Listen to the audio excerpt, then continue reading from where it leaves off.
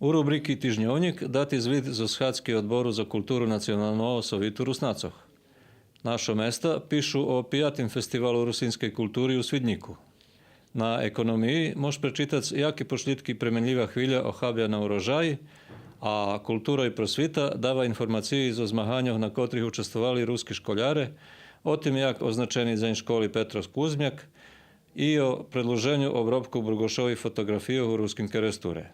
Rubrika Mozaik prenoši atmosferu s programi Dzenj mladosti u Novosadskim ruskim kulturnim centre, a na bokoh rubriki Ljud za rok i život čitače može upoznat Helenu Babić z Novog Sadu, Vladimira Biljnu z Verbasu i Vladu Rusina z Vukovaru. Duhovni život ponuka tekst o peršej pričasci Keresturskej parohiji i o označovanju kirbaja u Srimske Mitrovici i Beogradze.